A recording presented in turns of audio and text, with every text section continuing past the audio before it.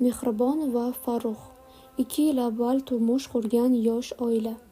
Ularning oilaviy hayoti yaxshi o'tayotgan, Shukrona bilan yashar edilar. Nihoyat uzoq kutib kelgan xursandchilik Mehribon homilador bo'ldi. Butun oila bu xabarni shodlik bilan qarshi oldi. 9 oy davomida Mehribon barcha qoidalarga rioya qildi. Dispanserga muntazam bordi. Shifokorlar bilan maslahatlashib turdi. U bolasini sog'-salomat tug'ish uchun bor kuchini berdi. Mehribonni oyning oxirlarida og'riqlar qiynasha boshladi. Farruh uni shahar tug'ruqxonasiga olib bordi. Ularga shoshilinch yordam ko'rsatilishi kerak edi, lekin qabulxonada shifokorlar umuman shoshilmadi. Hali vaqting yetmagan, uyga bor, dedi qabulxonadagi navbatchi ayol. Farruh qattiq norozi bo'ldi va qattiq talab qildi. Shundagina xotinini qabul qilishdi. Lekin bunaqangi og'riqli holatda ham shifokorlar jiddiy qaramadi. Tahlillar kechiktirildi. Mutaxassis chaqirilmadi. Kechasi soat 3:00 atrofida Mehribonning holati og'irlashdi. U ko'ngli aynib, harorati ko'tarilib, qattiq og'riqqa duch keldi. Hamshiralar chaqirganda ular bu tug'ruqdan oldingi oddiy holat deb ketishdi. Holat jiddiylashganda ham doktor yo'q edi. Yordamga chaqirish uchun vaqt o'tib ketdi. Nihoyat soat 5:30da tug'ruq boshlandi, ammo kech edi. Mehribon og'riqlar ichida, jon holatida bolani tug'di. Ammo bola sog'lom tug'ilmadi. Tana rangsiz, nafas olmas edi. Unga reanimatsiya kerak edi, lekin u yerdagi uskunalar ishlamagan. Hamshiralar qaysarlik bilan aytishdi: "Bizning qo'limizdan hech narsa kelmaydi." Farruh eshitib yig'lab yiqildi. Bolasi 15 daqiqa o'tib jon taslim qildi. Shuncha umid, shuncha intizorlik hammasi bir kechada yo'q bo'ldi. Farruh bu ishni shunchaki qoldirmadi. U Sog'liqni saqlash vazirligiga, ommaviy axborot vositasiga, huquq-tartibot organlariga murojaat qildi, ammo har joyda bir xil javob: ish tekshiriladi. Hech kim jazo olmadi. Tug'ruqxona hanuz faoliyatida, be'tiborlik yana takrorlanishi mumkin. Mehribon shu voqeadan so'ng depressiyaga tushdi. Bolasini o'sha tunni har kecha tushida ko'rardi. Farruh xotiniga tasalli berishga urinadi, ammo u umrbod ona bo'lish imkonini yo'qotganini biladi. Jismonan emas, ruhan ham shikastlangan edi. 1 yil o'tib Farruh maqola yozdi. Unda bu voqea haqida, tug'ruqxonadagi be'tiborlik, tizimdagi muammolar haqida gapirdi. Uning maqolasi internetda tarqaldi. Jamoatchilik uyg'ondi. Ko'plab oilalar bu kabi holatlarga duch kelganini ma'lum qildi. Kameralar o'rnatildi, shifokorlarga nazorat kuchaytirildi. Ammo bir bola qaytib kelmaydi. Farruh maqolani yozgandan so'ng turli taraflardan ko'plab quvvatlashlar kela boshladi. Odamlar telefon qilishdi, o'xshash taqdirlarni so'zlab berishdi. Hatto ba'zi huquqshunoslar o'z xizmatini taklif qilishdi.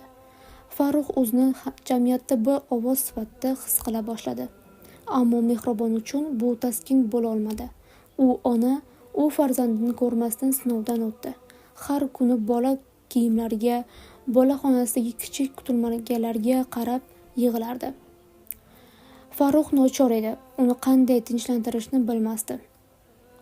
Bir kuni Farruhga tug'ruqxona advokati qo'ng'iroq qildi. Maqolangiz uchun javobgarlikka tortilishingiz mumkin. Tekshiruvlarsiz hech kimni ayblash mumkin emas.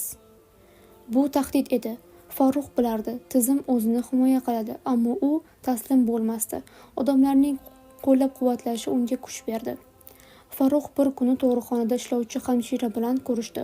U ham bola tug'ilgan tun dejurda bo'lgan. Ishoning, biz ham ko'p holatda nochormiz. Askar yo'lga jo'natiladi, lekin qurolsiz. Uskuna yo'q, malakali shifokorlar chet elga ketgan, maosh yetarli emas. Farruhda ichi yonadi. Bu faqat bir odamning emas, butun tizimning muammosi edi. Mehribon tushlarda bolasini ko'ra boshladi. Qo'lida chaqaloq, u bilan gaplashadi. Qo'rqadi, kulishadi. Keyin o'rnidan yig'lab uyg'onadi. Psixolog maslahatiga bormasdi. Unga men sog'lomman, bolam yo'q, ayb shifokorlarda derdi. Farruh baribir psixolog chaqirdi. Bir oz vaqtdan so'ng Mehribon asta-sekin suhbatlasha boshladi.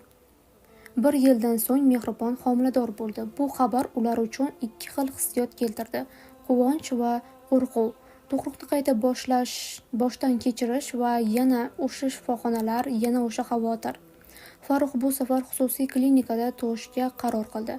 Ular bor jihozni sotib, kreditga ham kirishdi, lekin bu farzandni hayotda saqlab qolish uchun arziydi.